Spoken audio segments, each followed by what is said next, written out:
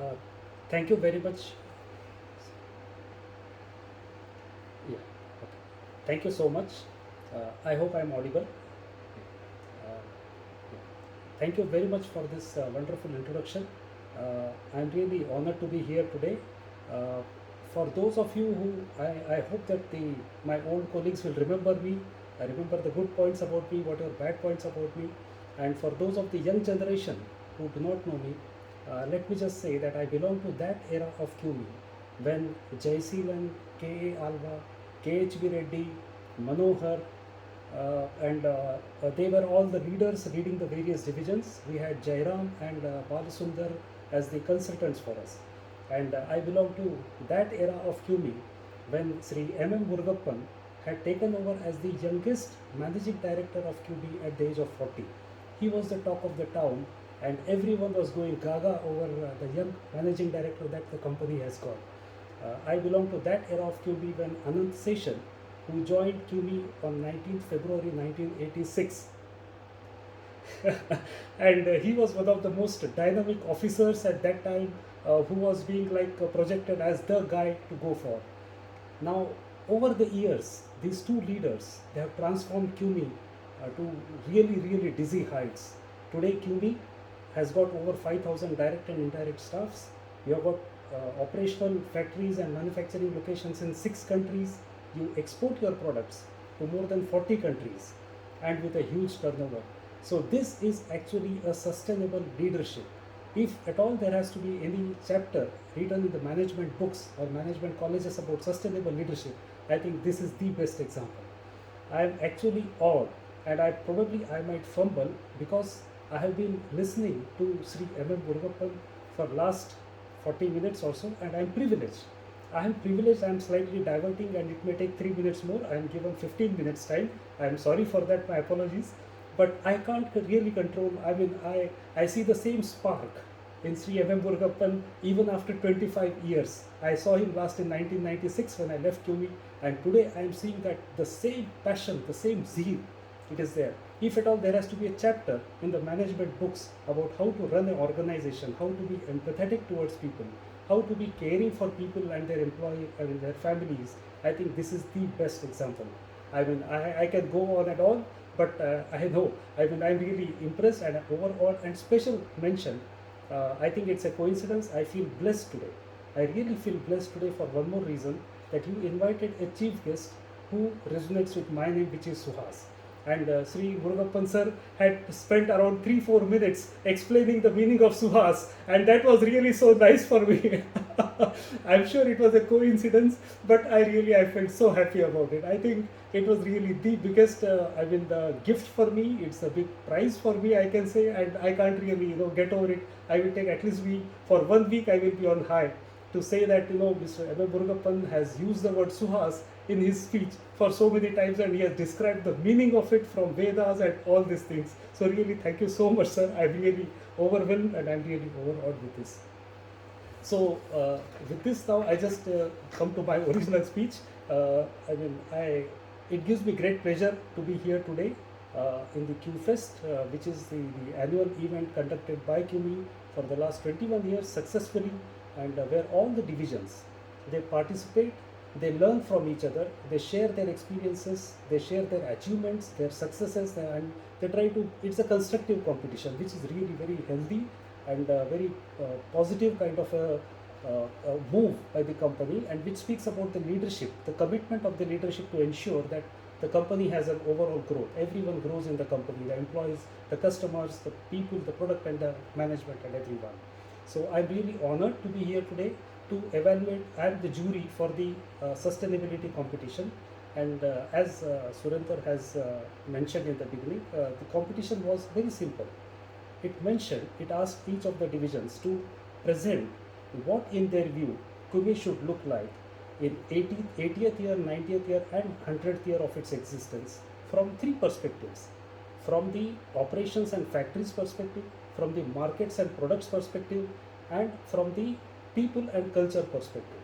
And as we know, QME was formed in 1954, so we are talking of 2034, 2044, and 2054, which is barely 13 years, 23 years, and 33 years from now. So we are talking of a future which is not so much ahead, it is very much in the offing. And honestly, I should say that all the videos were so impressive. It was such effort put by all the teams. It was a difficult exercise for me. I mean, it was really difficult for me to ensure that I am fair with everyone. And as it has been said earlier also, that winner can be only one. Here there are three winners, and Sri Murugappan sir has very rightly said that entire QME is the winner. I would also resonate with his idea and say that whoever has participated, whoever has made an effort, is a winner by itself. The fact that they have done some efforts and they have participated in this competition itself classifies them as a winner category. However, we have to go through the process and to ensure that the winners are rewarded appropriately because everyone has really worked very hard. I have taken the liberty as a jury to have 5 parameters, 5 criteria on which I can judge all these videos, all these presentations. The first is that how these ideas are matching with the global goals, with the local goals, and the company's objectives on sustainability. So that has to be very important because this is sustainability videos. So how these ideas are consistent with the global objectives, with the local objectives, and the company's objectives on sustainability matters. The second point was that are these really ideas taking use of the current technologies that are in the market? Because anything nowadays and hereafter will be based on the technology. So how much technology have these presentations or these ideas have used in their presentations? The third criteria was, have these ideas taken into account the current business objectives and the business philosophy of the company? Because the company operates on certain business objectives and certain philosophy. You can't really go diverse from that. So how far are these ideas in resonance with these objectives and the philosophy of the company? And the fourth one is the operational and financial feasibility of these ideas. I mean, the ideas can be many, but they need to be operationally and financially feasible as well. And the last is about how the level of imagination and creativity used in these ideas. Because future is all imaginary. Now, 2 years back, we never knew that there would be COVID and there would be so much of change in the world.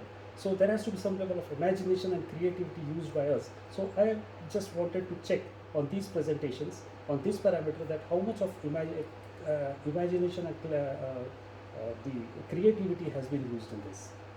Now, having stated on the evaluation criteria, now let me go through the order in which these were shown. So when I am taking all the 6, I will do just 1 minute of analysis of all the presentations. It does not mean that they are the senior from my ranking or whatsoever. I have taken the same order in which they were shown in the 2 days, right? So that there is no any kind of disparity or any bias or prejudice or anything. First, let me talk about MMTCL. I will only touch upon the 3 strong points which I, as a jury, witnessed or noticed from these videos. This is just an observation. Most of them are good because I know I have to make good observations. Wherever sometimes maybe there could be something which needs an improvement, that can be seen. So the first point about MMTCL, I am making just 3 points for all the presentations. The first point of MMTCL I can say is that they have used in their presentation the names of other divisions as well, which is like they mentioned that electromineral division will do this, abrasives will do this and all, which sent a message of camaraderie. That was really nice. I mean, in such a competition, when you are competing with other divisions, saying that my brother divisions will also contribute for the overall goals of sustainability sent a very positive message. And I think that was really nice. They really appreciate that. The second is they used a very imaginative and very nice concept of QME forest, QME lake, and QME marine, and these kind of things. So these are currently their imaginary things, but maybe in future definitely they may happen, and that's a good idea. It's something different from the normal. So this is something great. And towards the end of the video, the last few seconds or the 1 minute, they have shown QME as the savior of the global environmental problems. This is really a very, very noble and a big objective. It reaffirms QME's CSR towards the world. It is the corporate social responsibility that being a responsible corporate, you have some responsibility to save the world as well from the sustainability and contribute as much as you can from your bit. So this was really a very good point from the MMTCL's presentation. Really great presentation. Coming to second presentation which was made, which is Wendt. Now Wendt have the first point which I liked about Wendt presentation was that they have have a very high level of clarity on what exactly they would do in 20, 35, 45 and 55. This was something really very nice. That means they have a clarity of purpose, clarity of thought, and even they said, okay, this is what I'm going to do in 2035, this is what I'm going to do in 45, and this is what I'm going to do in 55. Secondly, all their ideas are very realistic and very achievable also. They have not said something or anything which is maybe unrealistic or something very off the track or something. The third point which I would say is that they focused more on technology, by which the sustainability was slightly pushed to the background in some of the areas. So the focus was slightly shared between sustainability and the technology. It can be better on sustainability. This is what my observation is. So now coming to the abrasives, the 3 points that I would have for abrasives.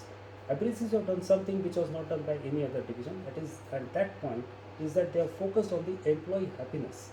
Now, employee happiness is something which is very core to CUMI, and unfortunately, that is depleting fast in this world of technology in other companies. So companies, they are going by the technology and innovation and automation.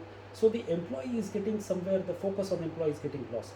So they have abrasives division in the first 1 or 2 minutes of their presentation. They have shown real employees. Probably none of the other videos have shown any real employees discussing a problem or something. Plus, they have also shown the measures taken during the COVID for employee safety and employee happiness, etc. So this was something very pleasing to see that. They have shown, the second point is that they have shown the robots walking on the shop floor, which is going to be a reality very soon. So that was a very imaginative yet realistic and something which is going to happen, that kind of an idea. And the third point is that overall in their presentation, I felt that the sustainability focus was maybe had a potential to enhance further. I mean, they have touched upon it, but I'm sure there was a much larger scope on the sustainability aspects that they could have done. Coming to the fourth presentation of super refractories. Super refractories also, they have mentioned the problem statement and the solution was very properly explained. That means they started the presentation with a problem statement. They said, why sustainability? That's something very nice. I mean, they said, okay, this is a problem right now facing the world, and this is what we are going to do. So the problem and the solution statement has been very neatly explained. The second was the SMART action plan. That means all their action plan was like what we hear from long time, the SMART, which is specific, measurable, achievable, realistic. So it was all really very much in line with what can be achieved. And the super refractory is the third point, which I really appreciate, is that they said that QB manufacturing location at Mars. I mean, that was something off. But I'm sure one day it would be a reality. We would not be here. Maybe after 60 years, after 70 years, but it is possible, and it made me really think. And the way they have put it, like, the order received from the customer and the PO or something sent to Mars, and the manufacturing immediately starts and the rocket is launched and the product comes here. I think maybe today it looks like very unrealistic or something, but I felt happy at their optimism, at their belief, at their confidence, and that is something really worth appreciation. And we don't know, it may happen one day as well. So really great presentation from super refractories also. The last two, electrominerals, clarity of thoughts. Electrominerals also had very great clarity of thought, in which they defined the sustainability through product, process and the people. This was a very nice way of taking on the subject of sustainability and properly classifying it, and then taking it forward on how to solve through these 3 channels. This was really nice. The second point about electrominerals was good, that they gave a good description of what is currently being done. This is something very important, because if you are already doing something, that puts you on a good state.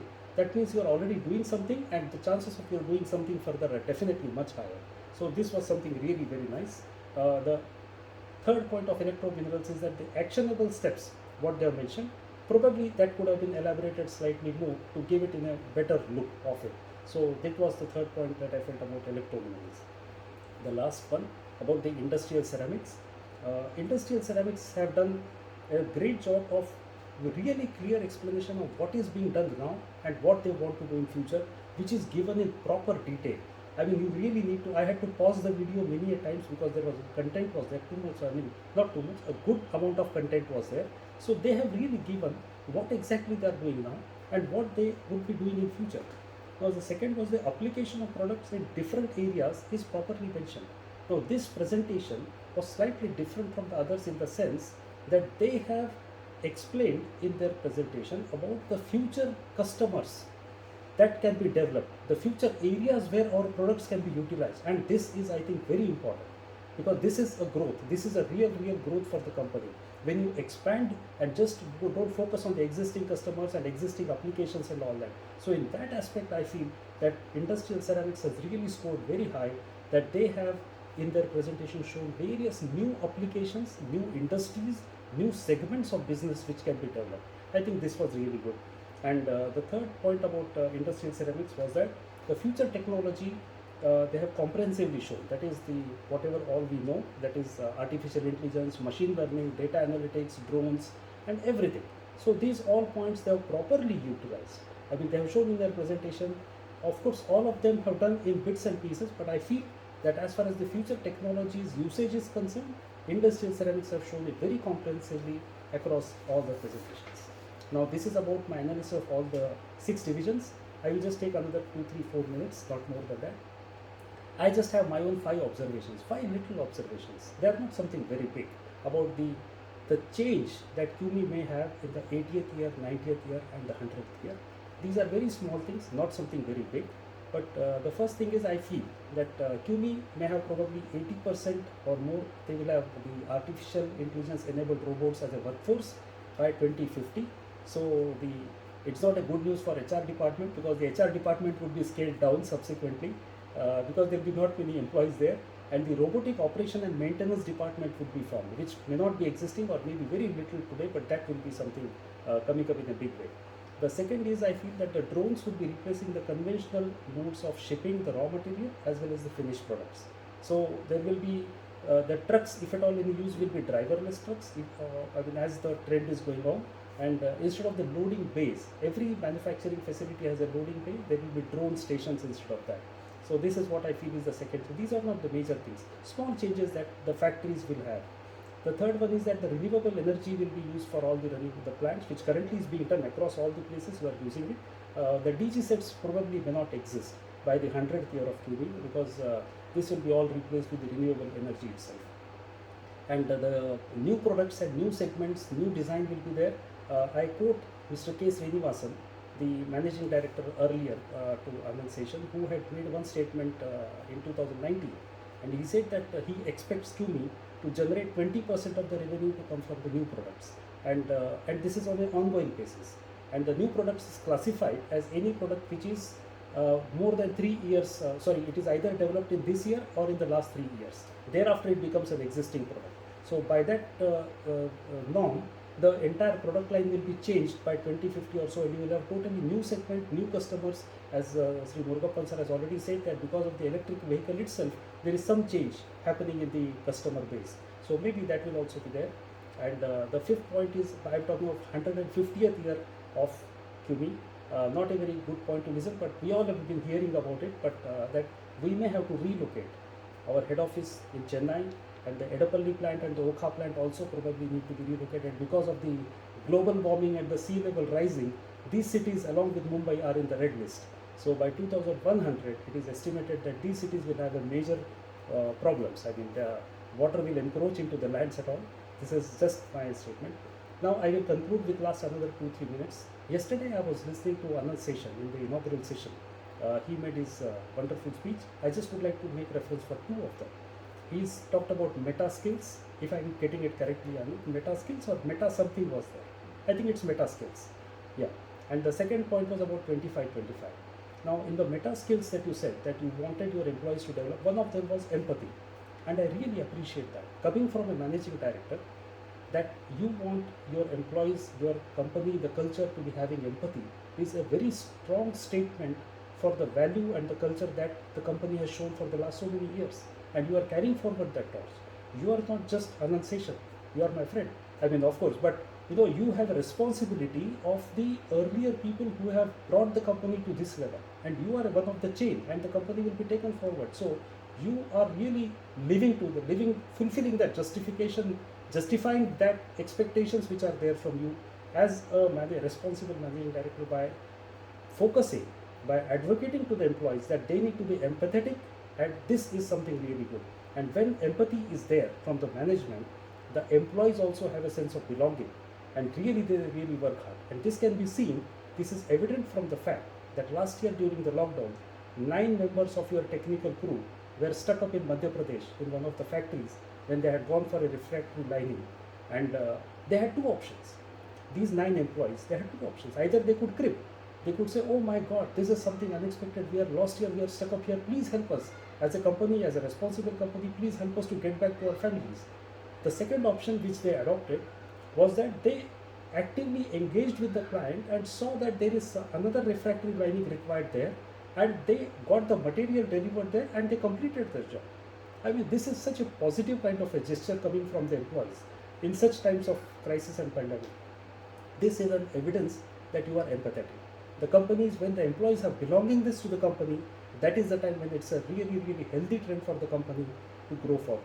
Even the simple gesture like Sulochana, the assistant general manager from Group HR, last week or 2 weeks back, she posted on social media saying that she has completed 10 years in CUNY and she is very happy about it.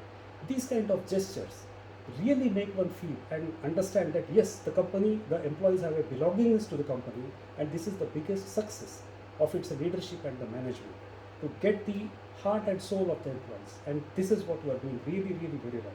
As far as 25 is concerned, I think you are already on the way, because last year I think you have recycled 1,521 tons of waste products, which is a big thing.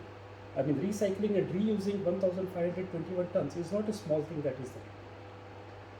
Last 1 minute I would like to say, in 1996, CUNY had arranged one workshop in Hotel Trident, which is in the outskirts of Chennai.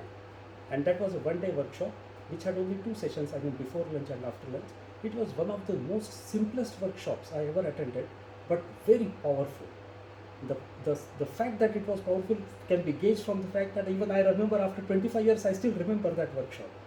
It was simple in the sense, before lunch, only one question was asked to all the people. There were 60 people, by the way, sorry. 60 people chosen from assistant manager level and above, including GMs at that time of all the divisions. They had assembled in the Hotel Trident. And the question was asked to all the people. They were divided in 10 groups of 6 each. HR was also there in that. And the question was asked, one simple question in the morning at 9 o'clock, that what is stopping you from working more efficiently in your role that you are currently doing? Simple question. What is stopping you from performing more efficiently in your current role? Now, people were hesitant initially to say something because they know that HR is there. If they say something here and there, maybe HR will, not treat them very rightly. And I mean, after some time, people opened up. They said, my salary is low, my bonus is not there, my employee is not, my manager is not good, my boss is not good, my department is not correct, technology is not there. Come what may, there was a list of all the big reasons that were there. After lunch, the whole tone was changed when they asked only the second question. They said, given that these reasons are existing, what you as a responsible employee are willing to do to contribute and enhance your efficiency in the workplace? And then everyone was like stuck up, oh my God. And then they realized that if they want a change doesn't come from outside, change has to come from within. And then after some time, people realized that then they started getting answers one by one. I mean, early in the morning, the answers were flowing by leaps and so many answers. But now, slowly the answers started trickling that I will be more focused on my job. I will be responding to all the correspondence within time, and I will be taking care. I will be doing more of quality, ensuring quality jobs, operations, and my developing relations with my colleagues.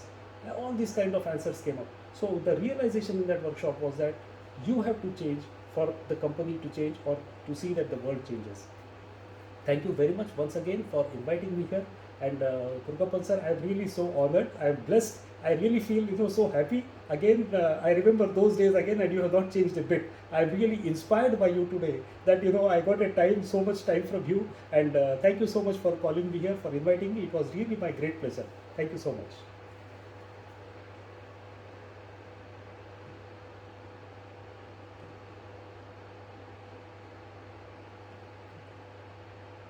Thank you, sure. It's my pleasure to meet you again.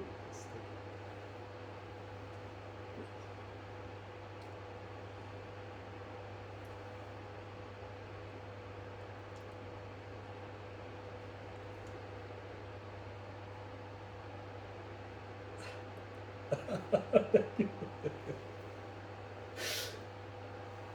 you so much.